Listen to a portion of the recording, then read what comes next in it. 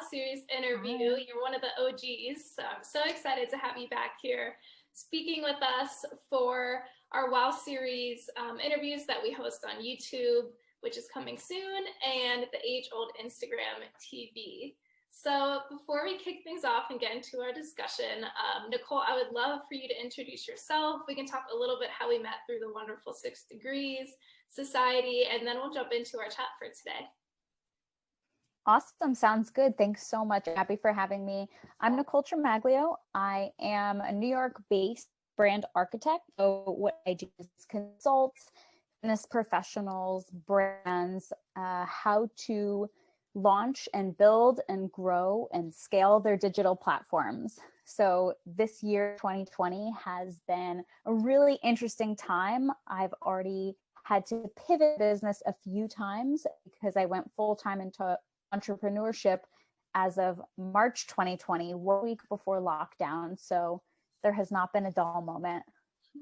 I know. I'm so impressed with that. You're one of the brave entrepreneurs who, and we've been talking for the past year. You know, you were so excited to leave. You had it all planned out too. You had everything to go from financial planning to what you were going to launch to your products. And then, of course, the pandemic hit and you had to transition everything. So I'd love to hear more what that was like and how you've been navigating it, because there's so many others like us who are also going through that. Yeah, absolutely. It was a little bit over a year ago where I had an events platform in the fitness and wellness space. I was hosting speaking panels, dance classes, workshops, and I wanted to be able to transition that kind of idea into a business.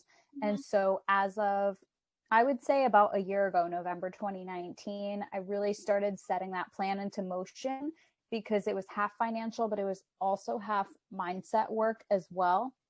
Just knowing that, just truly believing that I could have be do anything and have the courage to leave a job that was the safe choice. And for me, I worked in the fashion industry for 12 years and I just loved the drama of chasing after a career path that was not meant for me. And it got to a point where I said, I don't want to be sitting behind a desk every day. I want to be able to do something different. I don't want the idea of being innovative to be aspirational. I want it to be something that I can put into practice and see the benefits from. And so I'm happy to say that I am able to do that now, especially because when it comes to digital, that's something that is absolutely crucial for anybody in the fitness space to have now, is some kind of way to interact with their clients through a digital form, because as you know, we're not doing anything in real life quite yet. But yeah, when I decided it was time to leave and actually start doing it instead of just thinking about doing that, because I was in that stage for a very long time. I just exhausted all of the benefits that my full-time job did grant me and continued to foster connections with people who I knew would really be a great part of my network as I transitioned out of corporate and into my own role. And when I finally said, okay, it's time to go, it was because I knew that I would rather spend my time, despite uncertainty. There's going to be uncertainty in anything that you do, but at least knowing that my future was in my own hands. I could be independent. I could be doing something autonomous and not always wait for someone else to give me the answer or tell me what to do. I love that. That's so true. And that's one of the biggest reasons I started the WOW series too, you know, all of that. And though, as you know, because we've known each other for a couple years now, the WOW series I was also doing events like you were. And all this stuff, the pandemic hit, and now we have to figure out, you know, how do we transition all of this digital? But when you're working for yourself, you're always going to be motivated to find the answer, which is so important. And then you also have just like that autonomy and independence. And it's just, for me, it's so much more fulfilling. And I even work a 9 to 5 too, but at least it keeps me fulfilled at my 9 to 5 because I have a greater goal. Yeah, I used to experience a lot of resistance Mm-hmm. when I was in corporate. My boss would tell me to do something and I wouldn't do it. Yeah. And I always thought, well, I'm not that kind of person. I'm the kind of person who gets things done. But then I Right. realized I was just the kind of person who gets things done when I want to. Yeah. And coming to that realization was something else where it's like, oh my God, I need to be boss. And when you have that inner distance, it's still there when you're an entrepreneur. It just shows up in a different way because you hold yourself accountable for things. Someone else is not holding you to it necessarily. Um, but yeah, that resistance as it shows up, it either means that what you're trying to do is not right, which is Mm-hmm. how I felt in corporate, or that resistance means that you are not ready for that thing to change your life. And that's more how I feel as an entrepreneur. There's been times where I felt kind of stuck or felt victimized by the pandemic and saying, oh, well, if we were able to do this, I would be able to do that. And it's like, too bad. This is Mm-hmm. just what's happening now. And you have to be ready to be challenged by whatever life is going to throw at you. You have to be prepared to have some kind of wrench thrown in your plan. You basically have to, theme of 2020, expect the unexpected. Absolutely, which is so much of the theme in the entrepreneurial journey to begin with, right? You have to learn, okay, you have to learn to be okay with that things change all the time. An idea that you had might not be what it's going to shape out to be, but I love that. It's so true. And I love what you just said about resistance also, because that's so important. Mm-hmm. If you're feeling that resistance, it's probably a deeper meaning. You're not ready, it's not the Mm-hmm. right fit, and something that I've learned too is like it's okay to have that come up. Like if there is some type of resistance, I've kind of learned to listen to it rather than be like, no, but I need to do it anyway, or I need to do this. Yeah, it That's means you're growing too. Yeah, exactly. It means you're evolving into something greater. I love that. And then Mm-hmm. I forgot to mention earlier in the introduction, Nicole is going to be speaking at our next Wow Speaker Series event, which is From Corporate to Global Fitness Leader, which I'm super excited about. So, as much as I want to get into the nitty gritty details of how she left and what that journey was like, her tips for other um, professionals looking to jump into the fitness space, especially if you're in that digital space, if you're looking to build a career as an instructor for a brand or a studio. She has all the fantastic details on how to use that. But she's going to get into more of the nitty gritty at the event. And today we're going to talk more about her overall story, which I'm super excited about. Mm-hmm. I've Mm-hmm. known Nicole for, as I said, a couple years now, and it's been awesome to see her journey from deciding she was going to leave to putting the plan together to how she was going to leave and then where she is now, navigating her business even throughout the pandemic. So, Nicole, I'd love to jump into our first question, which you answered many months ago, so I'm sure it has changed. And that is what we ask every single one of our Wow Women. We ask them a challenge they've had to overcome in their career and advice for the next generation. So, Nicole, I'd love for you to answer that challenge that you've had to face, if it has been related to gender identity, and even just kind of overcoming a barrier in your career journey, because so many of us, I'm sure, have related to it. Yeah, my biggest barrier that I had to overcome was decompartmentalizing the different facets of my life. I'm a multi-potentialite, I'm multifaceted, I'm multi-passionate. And with that comes a bit of an identity crisis. You Yeah. think, well, here I have to be a fashion girl. Here I have to be a fitness girl. Here I have to be the business person. And you kind of feel like you don't belong in any of those places because you can't show up as your full self in any of those places. I used to go to work and say, well, I could never speak on behalf of my company. I really don't want to be someone behind the scenes. And yet that's what I was doing. I was someone who worked in operations, and that was my skill set. And I would always branch out to kind of work with other teams and dabble more into things that I enjoyed doing.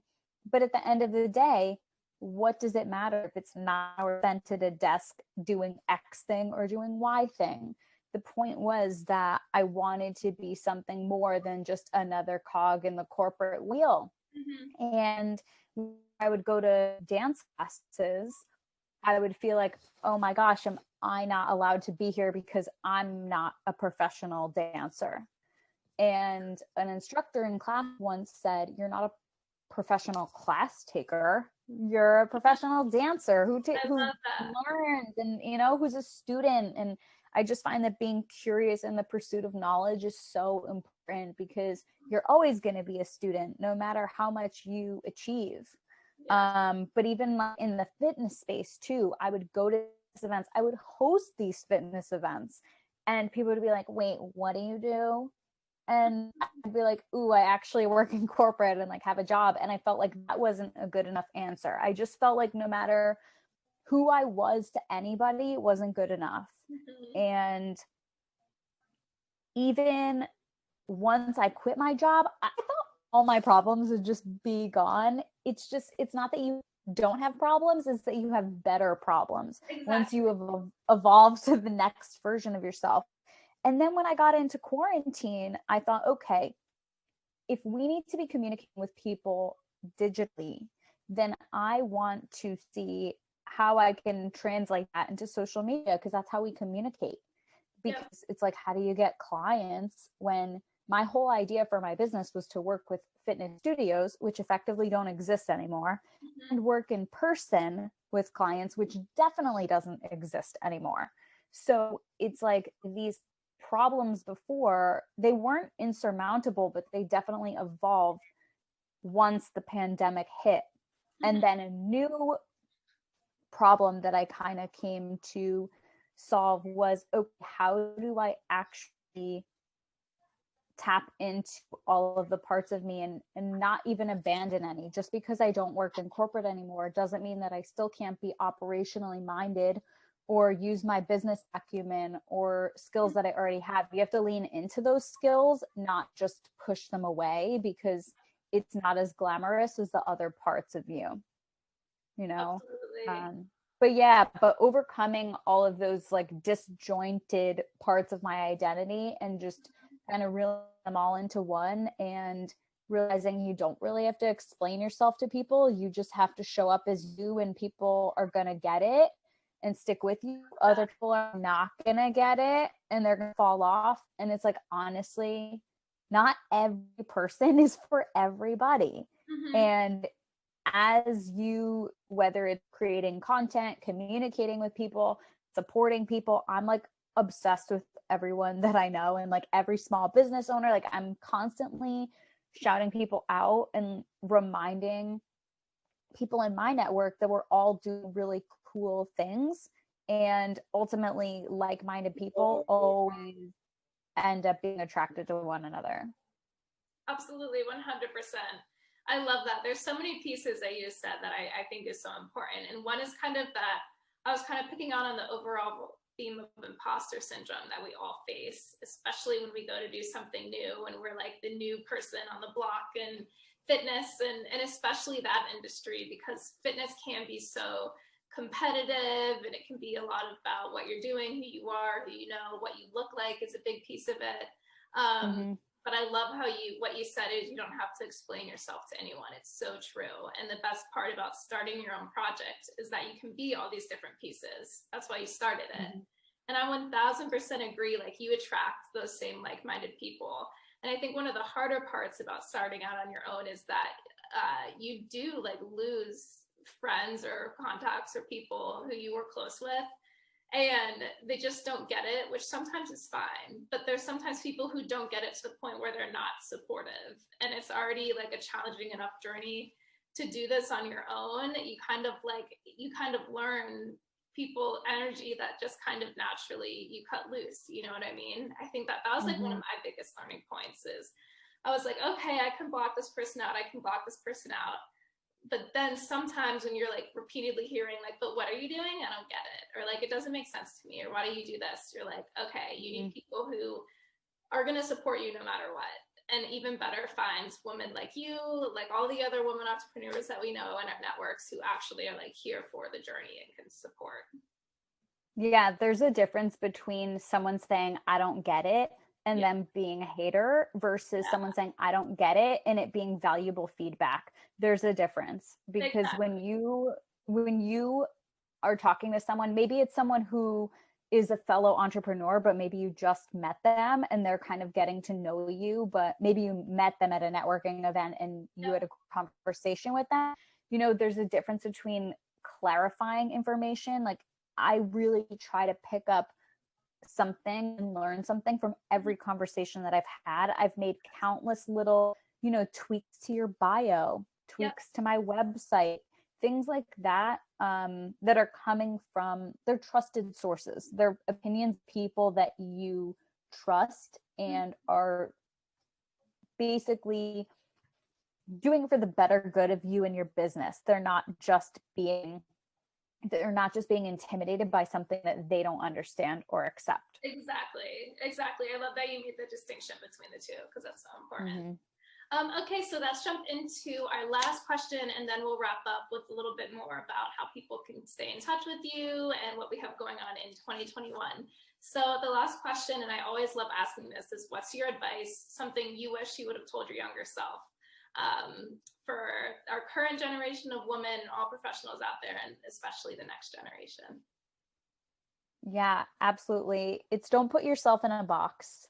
People will try to put labels on you constantly. You will try to put labels on you constantly.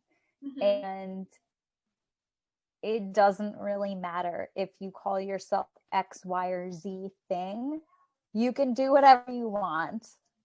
And that is much easier said than done, of course, for a multitude of reasons. But essentially, you need to do anything in your life based upon someone else's plan or someone else's expectations of you. It takes a lot of courage to be able to navigate through your own life as different changes and challenges happen. They always happen, but learn to know and trust yourself as you navigate those things, that everything's going to be okay if you do it. I love that. It might suck sometimes, but it'll be okay.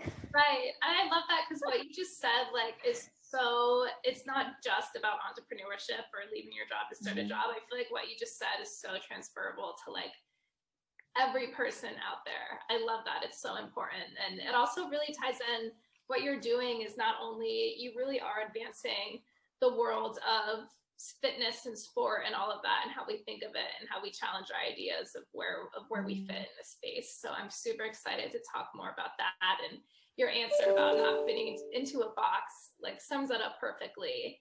And also ties into how we identify and who we are. And I just love that, from our professional labels to our personal labels. It's so important to remember that. I love what you said. Trust yourself, and you don't need to just pick one. So important. Absolutely. I love it. So this wraps up our interview. And if you want to hear more from Nicole, please comment here, reach out to her in her DMs. You'll find her Instagram in the caption, and we'll tag her. But definitely reach out to her if you want to learn more. Anything, like she said, she's always supporting women in her network. If you want to collaborate with her, if you have questions about how she did all this, definitely reach out. And then we'll be talking again on a panel Saturday, January 9th, after the holidays, our first kickoff event of 2021. And we're just going to be talking with 4 different women similar to Nicole, how they started their journeys in fitness and sport. Everything from how Nicole was talking about, from how we identify ourselves as an athlete, as a dancer, whatever it might be, to the tactical steps you need to take to actually start that career journey, and everything else in between. Nicole, do you have anything else you'd like to share with our community before we wrap up? Sure. One other little piece of advice is that you are your biggest problem. Your ideas about who you are, your limiting beliefs, those kind of things don't go away just because you make a big career transition. I thought they would. So that's what I'm telling people who might be looking to make that jump themselves, is that until you do that inner work where you truly believe in what you're doing, Mm-hmm. and that faith kind of carries you, and you can do it. I believe in you. I'm always rooting for people. Yes, So I love it. whoever needs the sign out there, this is the sign, and I'm rooting for you. Yes, I love it. So I thank you so much, Nicole. So true. It's so important. I did find that at least I'm happier with the problems I have if I'm doing what I want. So Yeah. if any consolation, you're still gonna have problems. They might be easier to manage. You're Uh, your biggest solution too. yes. Oh, I Mhm. love it.